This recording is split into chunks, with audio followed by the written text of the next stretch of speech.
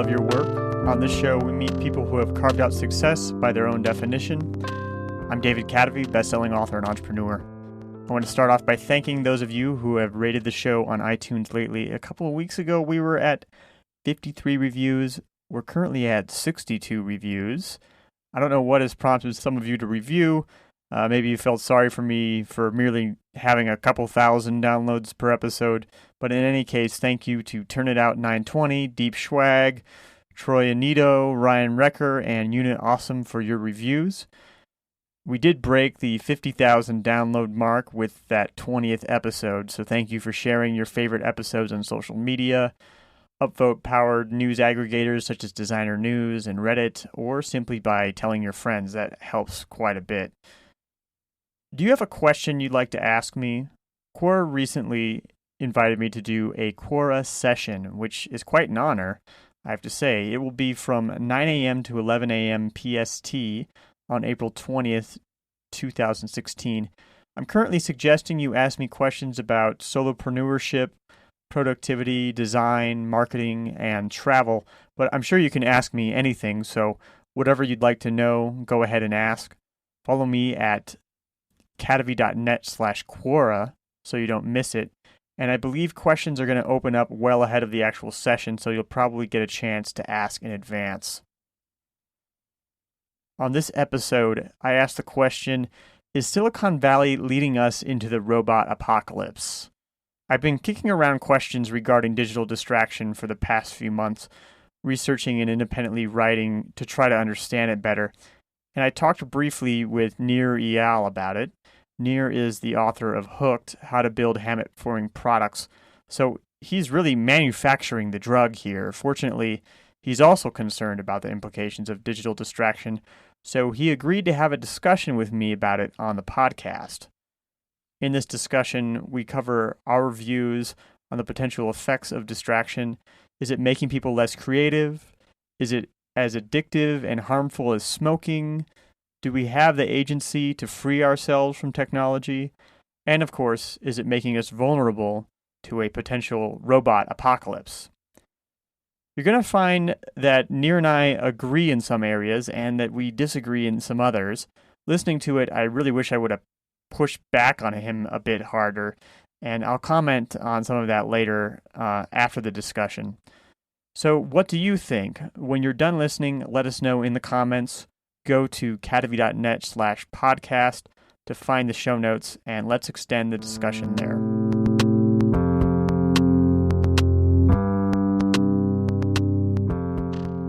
This episode is brought to you by Treehouse. Take your career to the next level and learn from over 1,000 videos created by expert teachers on web design, coding, business, and much more. Claim your free 14-day free trial at cadavy.net/treehouse. You'll be supporting the show.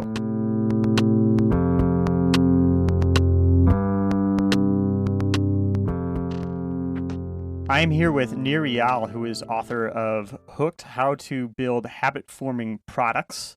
First of all, Nir, thanks a lot for coming to the show. My pleasure. Thanks so much for having me. And so this is going to be a little bit different from my usual show in that usually I do an interview and you and I had a conversation and kind of found that we had overlapping interest and concern and possibly some areas that we might disagree on. And so we decided to schedule this conversation to talk about the idea of digital distraction and the way it can affect individuals or how it might affect society. And I don't know how long this conversation is going to be. It might be half an hour. It might be an hour. We might have multiple conversations, but I think there might be a fair amount to be talked about here. And I think, so the title of this conversation is a little alarmist. It is Silicon Valley leading us into the robot apocalypse? And you can blame me for that alarmist title, but it's kind of appropriate since we were talking about distracting people. And it might sound a little bit extreme, but there could potentially be some truth there. So I think we can start off introducing ourselves and what our backgrounds are and where our interest lies on this topic. And you can go ahead and go first, and feel Sure. free to take as much time as you want, Nir. Yeah, so I'll keep it brief. So I published a book that you mentioned, Hooked: How to Build Habit-Forming Products, and the book has had a pretty warm reception in the product development community here in Silicon Valley, where I live. And um, it's the book. I wrote the book for two reasons. The first reason is that I really do believe that we can use consumer psychology and behavioral design to help people live better lives. That I think that we can use this deeper psychology of how these products change our behaviors to help them live better, to help them live more connected, richer, more fulfilling lives through better technology. That's the first reason. So I want people to help. I want to help people build healthy habits in their users' lives.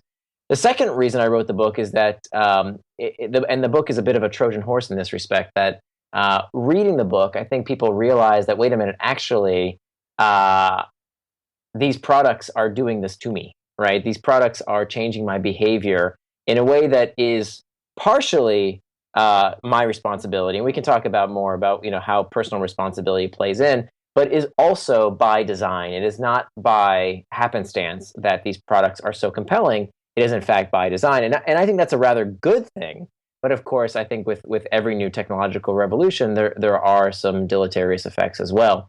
And so that's kind of where my interest lies here, is that, I am very cognizant of the fact that with every great technological leap, there are goods and there are bads. And I think we're starting to reckon with some of the bads now.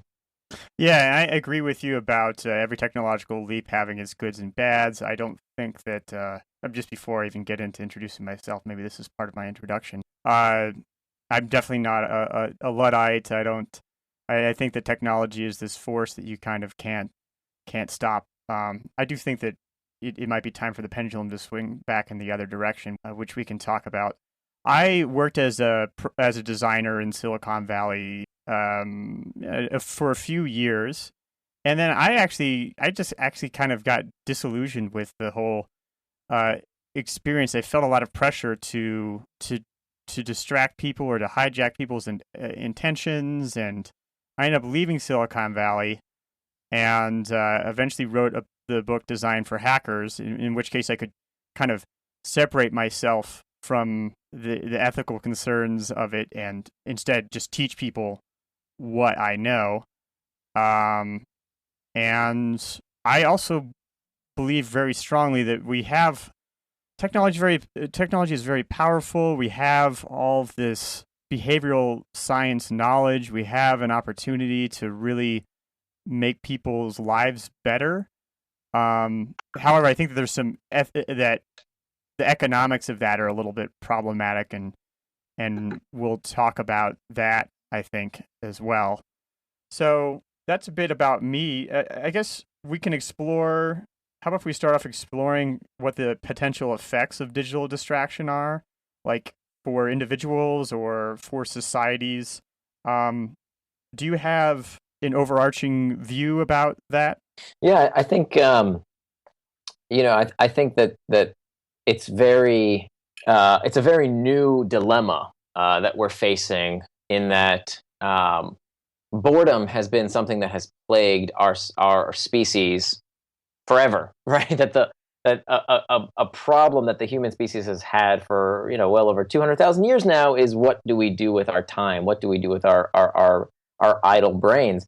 And so now we are in an age where all of a sudden we have this surplus of things that try and distract us. And I think we should pause and maybe reflect on the fact that that's actually a great thing, right? That the access to information, our access to each other, has never been so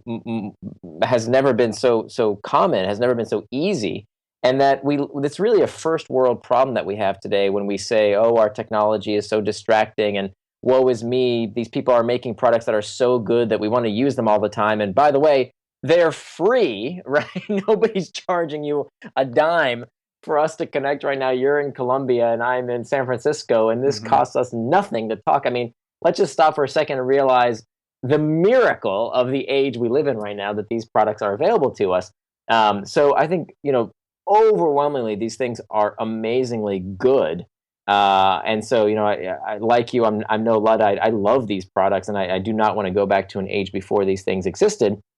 But I think that along with it, there are certainly costs, and so we're not paying with our money; we are paying with attention, right? That's there's a reason we call it paying attention. There is a cost to our cognitive bandwidth. That being said, I think that the human species is an incredibly adaptable species. We're the only species that can evolve in real time, right? Other animals have to take millennia to evolve more fur, but when we go to a climate that's cold, we just put on a jacket.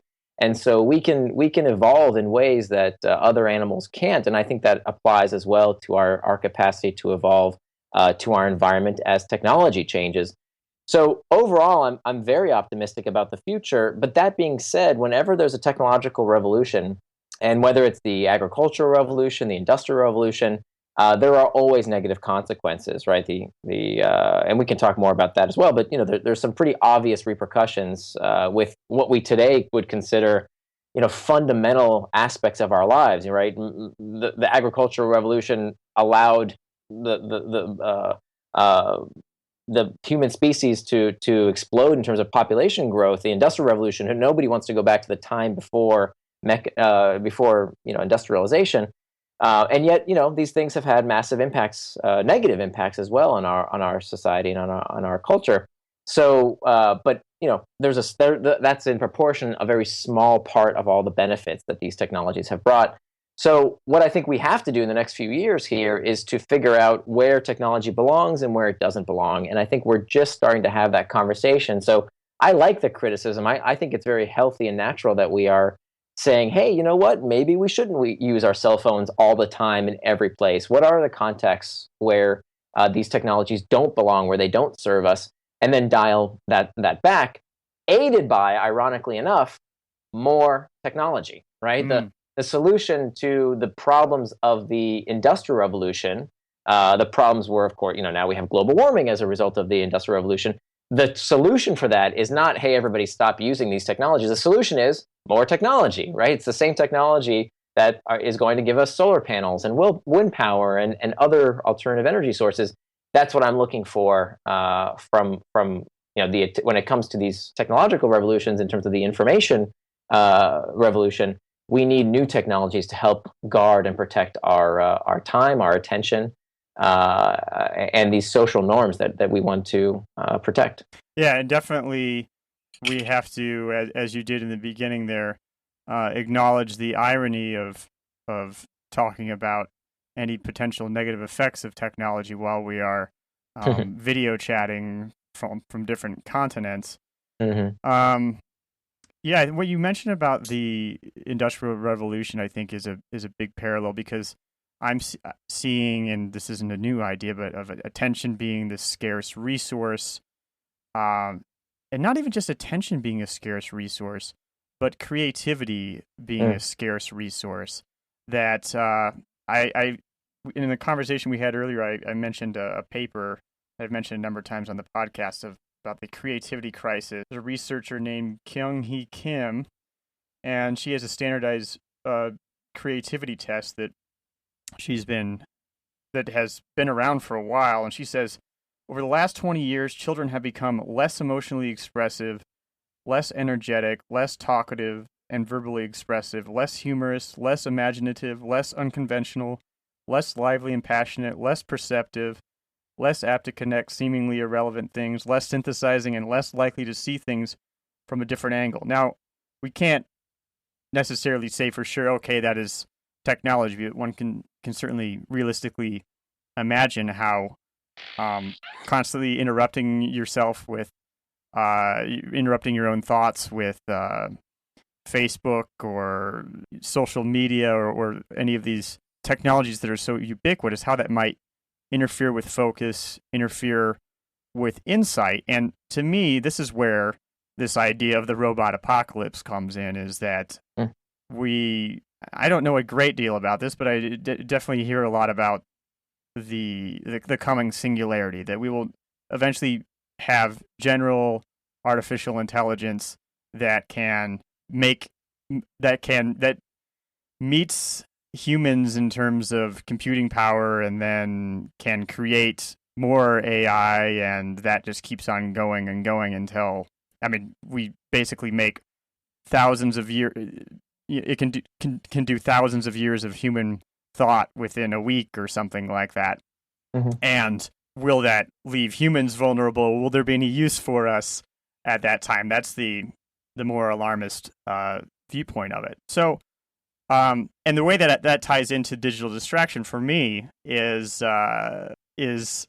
that if creativity is declining, if the thing that makes humans currently different from machines, that the ability to think creatively, the ability to connect disparate elements, if that is a resource that gets mined away, that we might not be very well equipped to see the potential consequences of things such as that. Just as one example, there are other examples of increasingly complex global interconnected systems that need human ingenuity to contemplate the implications of. So that is probably I mean, that's, again, it's a little alarmist, but that's the extreme view of the way that I'm thinking about it. And the thing that's tough, I think, is the economics of the whole thing.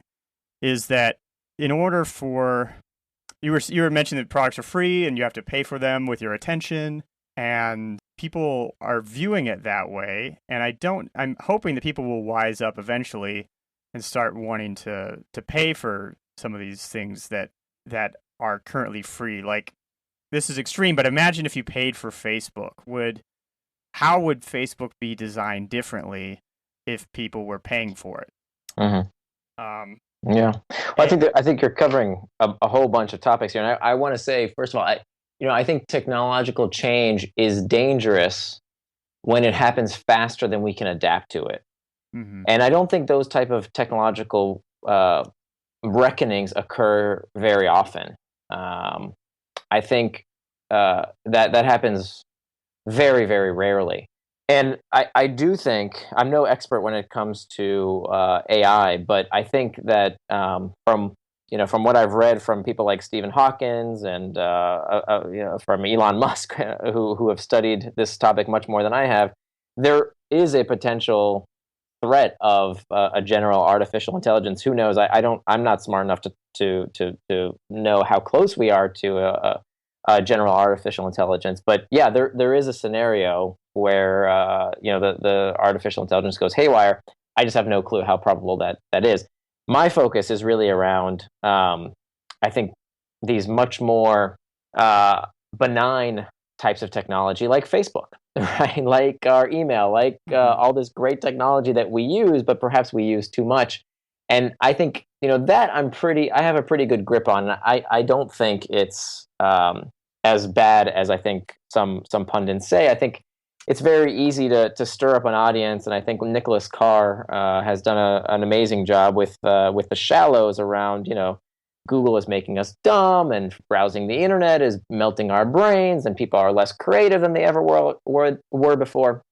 I don't buy it. I think that there's a lot of stuff. We all know the first rule of good research is that that correlation does not prove causation, and I think that it's kind of ridiculous to put the blame of these kind of studies that show that our attention span is the span of a goldfish. I mean, these studies are just so poorly conducted when you dig through what actually was done in these studies. There's a lot of confabulation going on, and I just don't buy it. Go to YouTube and tell me if the human species is more or less creative than it was 30, 40 years ago.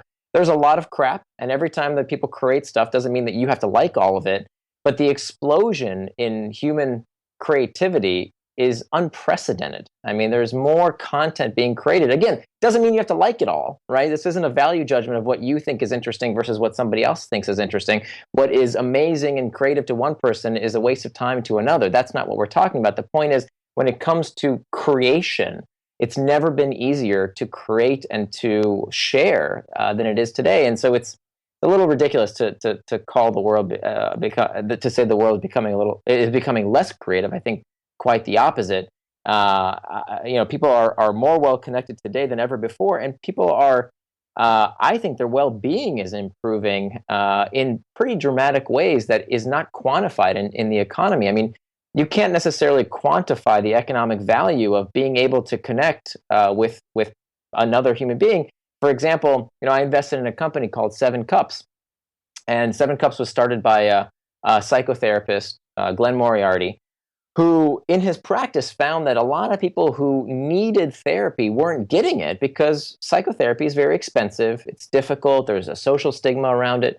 So he puts together this app that with the touch of a button for free, you can be connected with another human being who is ready to listen to you when you're in need.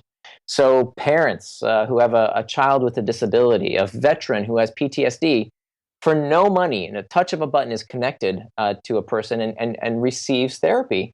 That doesn't have any economic value, but it has tremendous social value.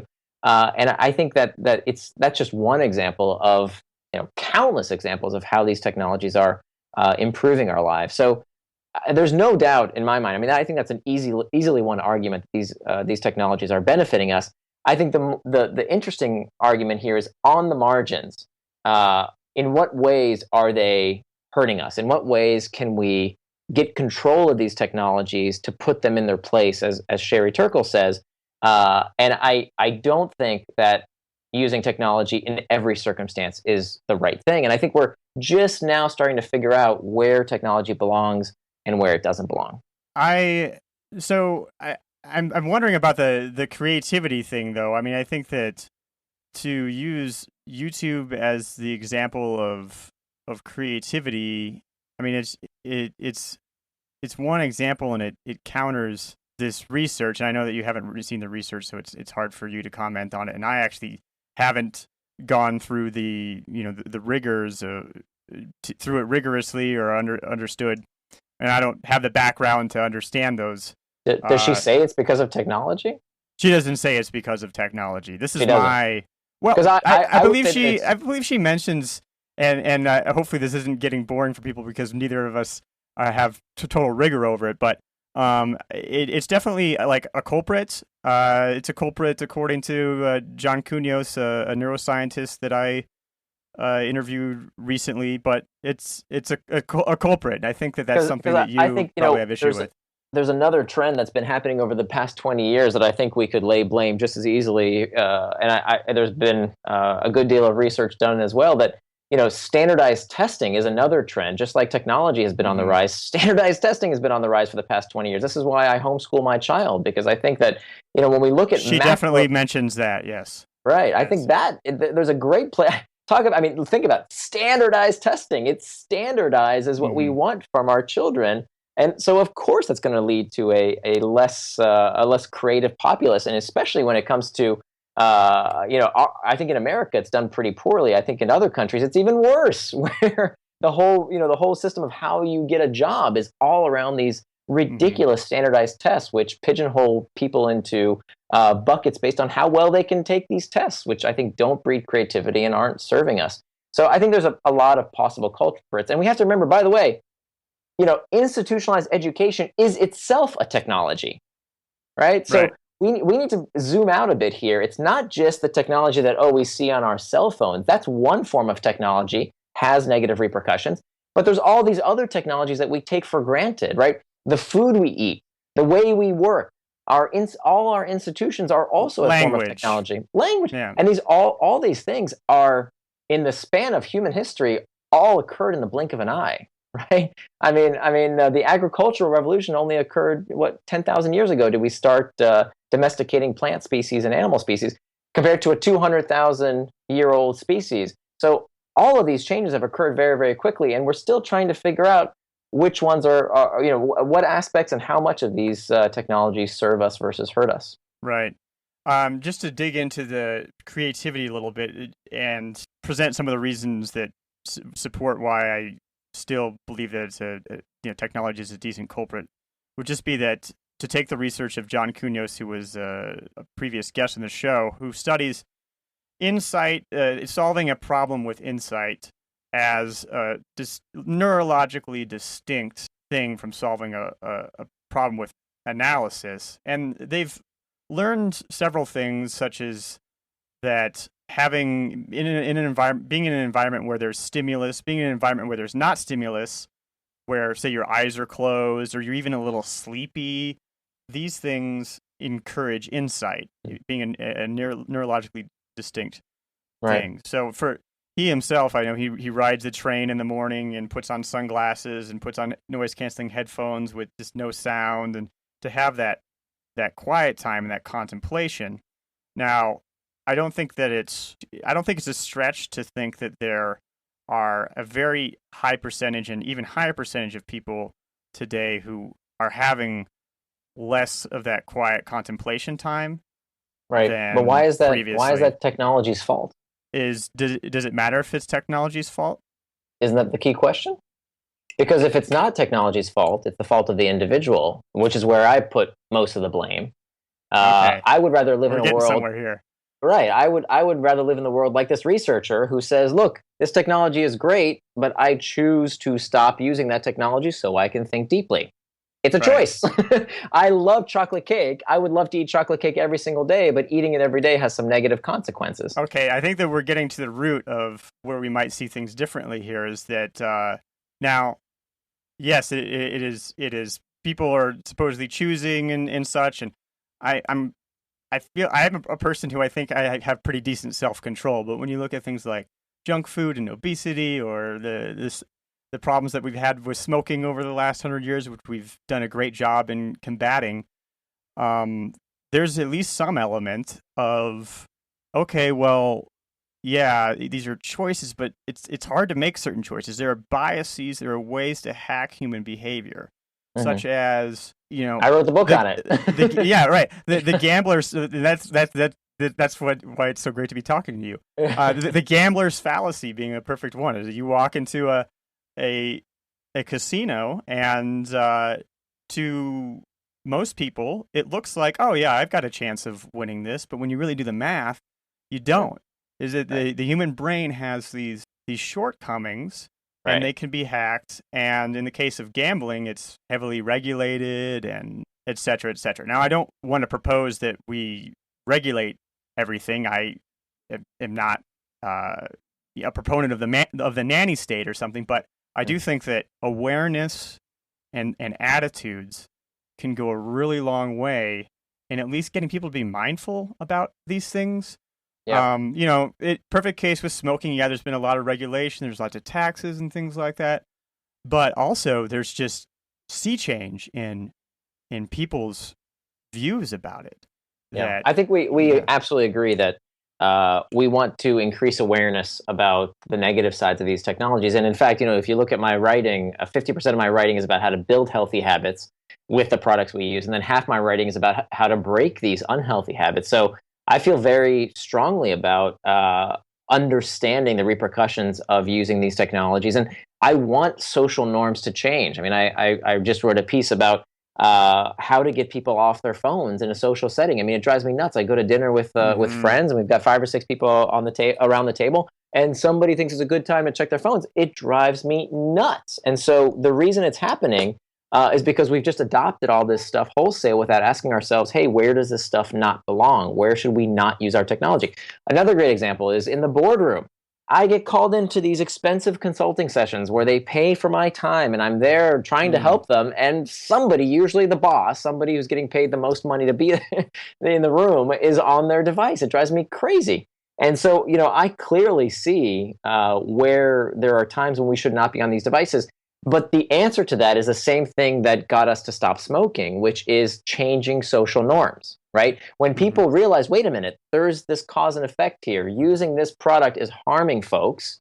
They started making those behaviors more difficult, partially through regulation, right? But mostly through social norms, that it became, in the span of just one generation, smoking was something that was fashionable and done by the elites, and something that was, high class, to something that, today in America, kind of something degenerates do, right? Smokers, you don't know already? Like, how dumb do you have to be to not know how bad smoking is? Everyone knows how bad smoking is. And now that's happening. Sorry, go ahead. Go ahead.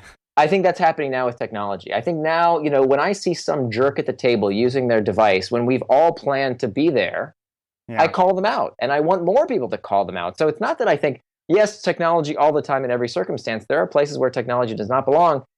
It doesn't belong in the boardroom. It doesn't belong when we're in social gatherings in the real world. It doesn't belong when we're trying to concentrate. But again, I want to live in a world where we have the choice to put on those headphones and dark glasses so that we can think, so that we can concentrate. It's essential, but I don't think it's technology's fault. There is an element of societal responsibility and personal responsibility, except for one class of people. There are people who meet a psychographic profile for addiction, real addiction. And people get addicted to all sorts of things. If you've seen the television show Intervention, right? People get addicted to huffing gasoline. It doesn't mean it's the gasoline maker's fault. It means that they have a psychological issue, usually around some kind of deep-seated pain. For those folks, I think they are a protected class. These are people who have no choice, who are not in control of their behavior. Just like we protect children, we owe them to assist them. So I think certain industries have a reckoning coming. People in the gambling space, for example, people in the online gaming space. These companies rely upon addicts. They don't rely on you that goes to Las Vegas, once every few years for a bachelor party. They frankly don't care about you. They care about the people who are there all day, every day, gambling away their pension. That's who they depend upon, and I think that's abhorrent. I think we need to do more to help people who are addicted. But the beauty of it is, what's different is that addiction has been around for a very, very long time. But until now, companies could throw up their hands and say, "Well, we don't know, right? If you're an alcohol distiller, I don't know who's the who are the alcoholics. That's their problem. How do I know who's consuming too much of my product?" The beauty of the age we live in is that all this data that's being collected, the upside of all this data about us, is that if these companies wanted to do something about these people who abuse their products, they could. And so I think companies are going to have to start reconciling. You knew this person was addicted. Why didn't you do something about it? And I've written about this previously. I think companies should adopt what I call a use and abuse policy to identify those addicted parties that I think deserve a protected status. But for everybody else, right, for the yous and me's and people who, hey, sometimes it's fun to kind of binge on Netflix or Facebook, I don't think it's a problem. I think it's a personal responsibility issue. I'm trying to think. I'm thinking about my own personal experience with using Facebook when I really didn't want to be using Facebook. It became enough of an issue where, I might be sitting there scanning through the news feed, looking at news items I've already seen, and then doing the refresh thing and thinking about other things that I wanted to be doing or could be doing. And that got to the point where I went ahead and bought a Pavlok, which is the wristband that shocks you, and I just let myself feel sort of the little. Oh, he's holding one up now. I got one too. Got one too. Where I just like last week. allowed myself to feel that, just sort of a sense of anxiety that we feel like, oh, we're missing out on something, and going ahead and shocking myself, and it went away. Huh. And I, as much as I wanted to stop using Facebook, I needed that help. Are you still using Facebook more than you'd like, or I was like cold turkey for a month or so on the timeline, and so now I've gradually gotten in. And the beauty of it is that when you do that, when you stop looking at the timeline, then whatever's at the top of the timeline is actually something that you care about. Yeah. So I've been dabbling in looking at a couple things in the timeline, maybe liking things and commenting on something that's important. And I have caught myself a couple times with that anxiety of looking at it when I don't want to. Yeah. So interesting you mentioned that. So I use a Chrome extension called Facebook Eradicator. No, sorry, Newsfeed Eradicator for Facebook. That's the name of the Chrome extension, which replaces the newsfeed with a quote. Again, an example of technology, a new technology fixing the bad aspects of an old technology. I use the Freedom app on my computer it's programmed every day from 7 a.m. to I think it's 11 a.m. I can't access the internet. I can't access certain websites on the internet. And so these are two great examples. And then of course the Pavlok, which you mentioned, these are all great examples of technology fixing the bads of a different technology. And I think that's exactly what we're going to see. I call this attention retention devices. And it turns out there's a big industry developing here. A lot of these companies coming out of Silicon Valley that are attempting to fix the bad aspects of these other technologies. I mean, I don't know why everyone doesn't install, different technologies to protect them from having their attention usurped by other people. You should be in control of what you click on and where you go. We should all install ad blockers. I'm a big fan of ad blockers. I think we should turn off notifications on our cell phones that don't serve us. We shouldn't be triggered on the app maker's schedule. We should be triggered on our schedule and when these apps serve us. And that's where I think some of this education comes in, that there just hasn't been the time for people to realize how to use other technologies to fix the bad aspects of these previous technologies. But that's coming. I think that's part of the changes we're going to see over the next few years. I mean, this is one of the things that I'm wondering if it's going to come, and we can actually. I feel like maybe we might want to talk for a moment before we get into that about the smoking comparison, because I'm sure that probably probably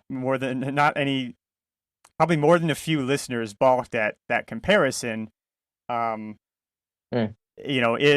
Is using technologies like this like smoking in any way?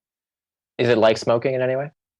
Well, I think it's fair and unfair in a way, because there's a few things that I think common wisdom say about addiction that are wrong. And we've had a few studies now prove this, that addiction is more than the product. That the myth perpetuated actually since the Nixon administration was that drugs have these chemical hooks that as soon as you ingest these drugs, you're going to instantly become an addict, right? You remember those commercials from the 1980s that there's, they show the picture of a rat in a cage, and there's one substance that a rat will have again and again until it dies, and that's cocaine. And that just ain't true. Same with heroin, right? Most healthy adults can inject heroin, nothing will happen to them. In fact, it's called morphine, right? If you break your arm and you're in severe pain, you get a shot of pure heroin. That's better than street quality. If I can just add, I wonder if you maybe came across any of the rat studies where they put rats in like a community where they had social connections and such, and found they don't coke themselves to death when they have other options. Is that what you're referring to? Exactly. So the rat park studies, where it turns out that rats don't need cocaine when they have social interaction and other stimuli. And so, you can that a human being can be in a situation where they change their psychographic profile based on their circumstances, and there's always this deep-seated pain for addiction. And so it's not the substance, it's the combination of the substance and the person. And just, we eat food every day. It doesn't mean you're going to be a food addict. People have sex all the time, but that doesn't mean that everyone's going to become a sex addict. Same way with heroin and the products we use. So it's ridiculous to think that Facebook and email and these technologies are, going to addict everyone, although there will be some people who are addicted. And that's what we talked about earlier, that I think that there's a protected class of people who deserve extra help. But again, for most people, I think it's addiction of all sorts is actually very, very rare. So it doesn't worry you at all that there's a product that you use that you have to make your own modifications to in order to have the behavior that you would prefer to have in the case of Facebook and the feed eradicator? No, because I want the benefits without the cost. Yeah. I don't think there's anything wrong with that. I think that's part of consuming a product and making it better for you. It's called modifying, and I don't think there's any. I have no ethical qualms with turning off ads, right? Blocking ads. Go for it. I do it, and I think it's totally fine to do. I have no love lost for advertisers who want to show me ads that distract me. Why shouldn't I turn those off? And okay, that's a whole nother argument about the poor publishers, et cetera, but I don't think we want to go down that path. Well, I mean, I would love to eventually talk about the economics of this, because I think that that's very critical to this. However, I don't know if we've totally exhausted everything that I'd like to cover with the smoking issue or with the issue of addiction in general. If you think about Rat Park and having the social connections and such. Yeah.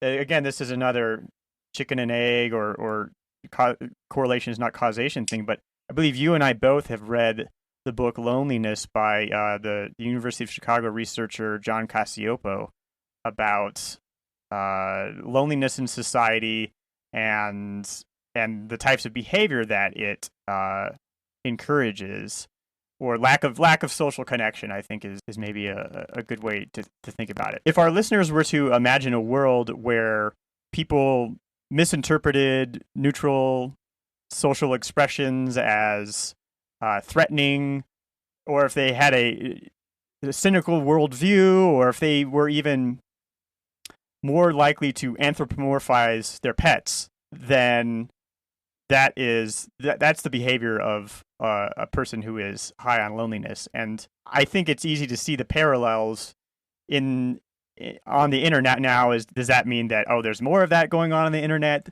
than there is in everyday society?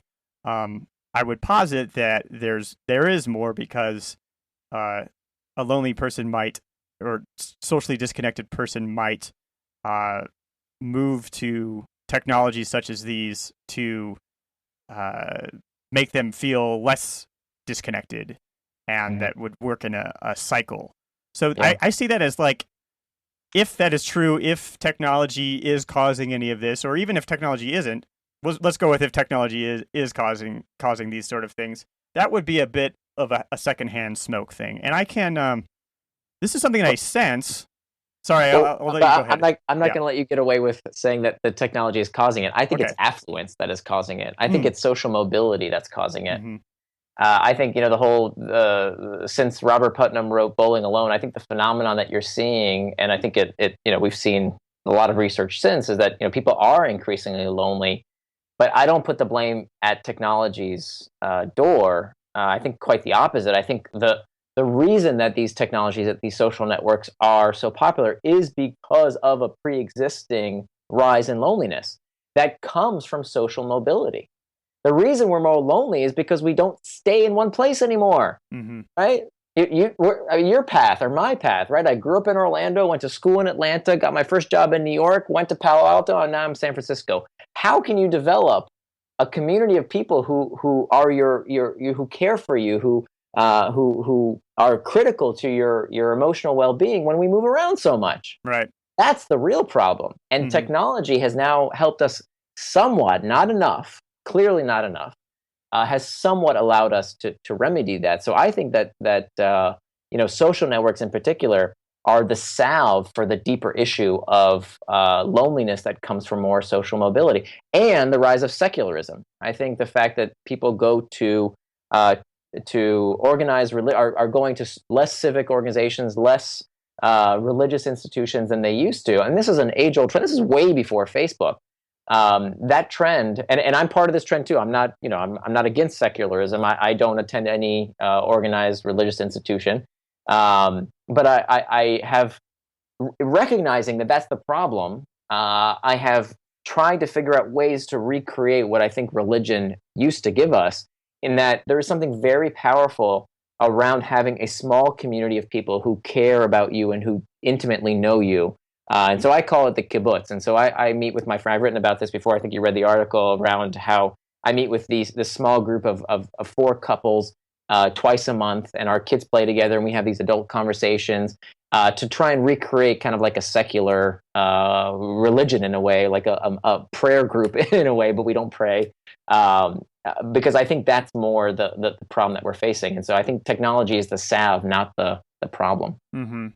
So you're creating rituals, social rituals. I know I do that with I'm living in Colombia right now. A lot of my friends I talk to on Skype or Hangouts, and it's scheduled because it's very hard otherwise to make that happen. So that's an interesting perspective about social mobility. I mean, I feel like, and I could be wrong, that technology is enabling that as well, and perhaps, so that might cause some of the social isolation. Just to grab a couple quotes relevant to the idea of loneliness or John Cacioppo's research.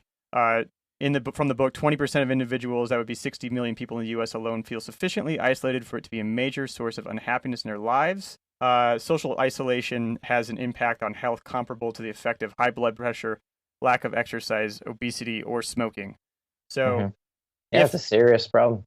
Yeah, it's a serious problem. We don't know exactly why. I believe John Cacioppo has posited that technology could be associated with it. I don't know. I should try to have him on the podcast sometime. Yeah, that'd be interesting. Yeah. But I mean, I guess I feel like it is a little bit like secondhand smoke in a way because I mean, imagine if you're saying, you're sitting at a table with somebody. If you're sitting at a table with somebody who's smoking, right, that's pretty undesirable.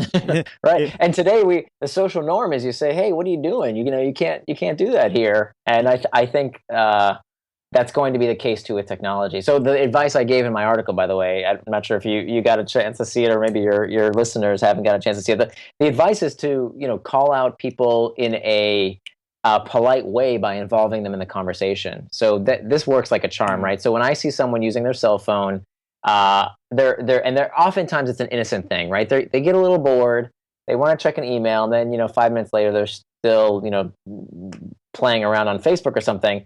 And that's when I'll say, hey, what do you think about this topic? And if it's really an emergency, if it's something that they really need to be on the phone for, they'll say, oh, I'm so sorry, I need to do something. But we all know, right? It's just like we know chocolate cake is bad for us. Nobody's claiming chocolate cake is a health food. We also know that it's kind of rude to use your cell phone at the table. And so vast majority of people will know that they've been called out and, put the phone away. And I think we're already seeing this in Silicon Valley. I think we're already seeing the social norm of, don't be a jerk and use your phone where it's not appropriate. We even have a term for it. It's called phubbing. Phone snubbing is now called phubbing. So people even say, don't phub me, put your phone away. Oh, really? Okay. This is news to me because I haven't been in Silicon Valley for quite a while now. Yeah. There's a whole new term for it. Well, I admire that you have a way of calling people out. I know I haven't really gotten into that yet, but I have noticed even just putting the phone on the table is face down, tacky. Even face down. I don't know. I like to have it. I don't even like to put it in my pocket anymore. I prefer to put it in a bag or something like that. So, Nir, we're running out of time right now. What do you say we go ahead and wrap up this conversation and put it out there and see if anybody has anything to share, and we can maybe have another conversation at some other time. I would love to talk about the economics of things. I think that's a really important side to this. And then maybe a little bit more of ways that people can combat digital distraction in their own lives. How does that sound? I'd love to. That sounds great. Looking forward to it. All right, great.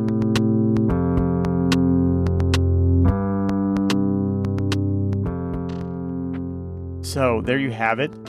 I hope Nir and I do get a chance to have another conversation. As I mentioned a number of times during the conversation, I'd like to talk more about the economics of digital distraction.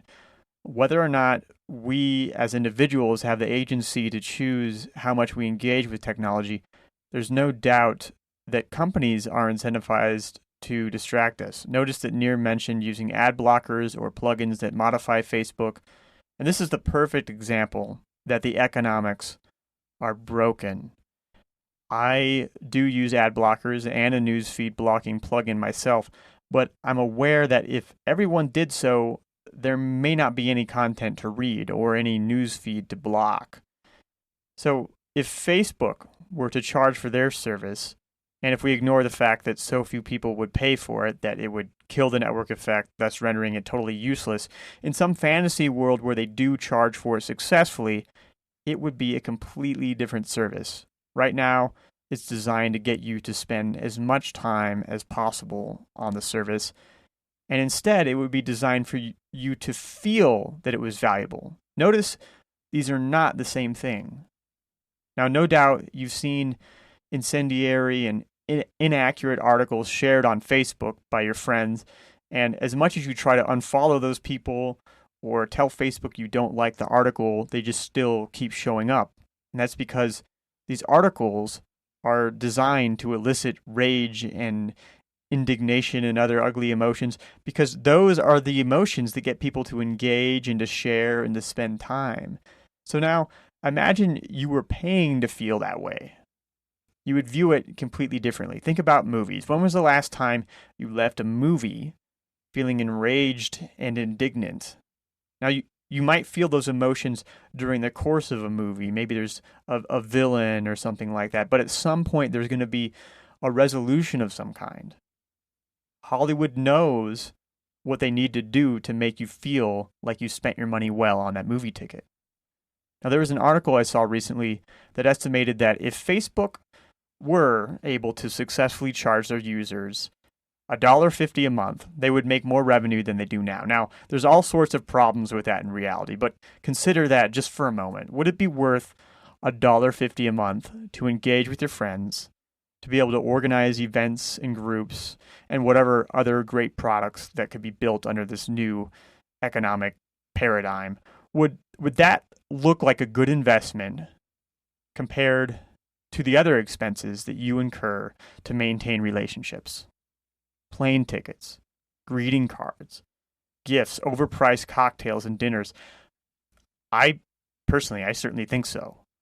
Now, most people are resistant to the idea of paying for Facebook. In fact, I ran a quick poll on Twitter recently, and 90% of people said no way they would not pay for Facebook. They're not interested in paying for Facebook. Now, I think it's hard for people to imagine just how different a product Facebook would be if we were paying for it. That would fundamentally change every decision made in the company, right down to the product designers. Take the most useful components of Facebook as an example, events and groups. Have you ever tried to plan a party and then you just want to only invite the friends who live in the city that you live in? You know, if you have 1,000 friends from all over the world, you end up scrolling through all of them, and inevitably you forget to invite a few people. And of course, most people don't do that. They just invite everyone, which is why you have piles of totally irrelevant event invitations for events that are on other hemispheres or across the country, things that you cannot go to. And groups. Facebook is full of groups, and many of those groups even charge an admission. I know. I have a group for my D4H video community. It's on a Facebook group, but the group's application is not very good. Even the most basic forum software is better than Facebook groups. But Facebook has the users already there, so it's just easier to organize your group there. So if Facebook were really making revenue off of these products, these useful products, they would be better products. These products would serve you better if you were paying for them. The fact that this is an insane proposition is really the big economic mystery that I'm trying to untangle in my own mind right now. So that's something that would be good to hash out with Nir should we talk again. And I don't think that simply use ad blockers is a sustainable solution to the problem. One thing that I am doing is I am starting to try to pay for information backing podcasters on Patreon. I may open up an account myself at some point. I recently, subscribed to the New Yorker because they have quality information. Trying to kind of flip that own economic equation in my own mind and experimenting with that. Now, I also think that the topic of social isolation is a big one, and we touched on that a bit. And it's true, as Nir said, that technologies do help us connect, but in the economic equation, the companies really aren't that well incentivized to facilitate that connection and to make it good. If an isolated person is driven to use a social technology, but that technology isn't truly designed with the intention of reducing that person's isolation, and that isolation can indeed be exploited to increase the time they spend on that platform and to make more ad revenue, then that's not good. That is broken economics. So those are my short or maybe long afterthoughts. Hopefully Nir and I will get a chance to talk about those things. And maybe I might even bring in some other people at some point to talk about this. And I think, anyway, Nir and I both have tactics that can be used to fight back against digital distraction that we might be able to share should we talk again. So how about you? What do you think? Let us know in the comments. Go to cadavy.net/podcast to find the show notes, and let's extend the discussion right over there.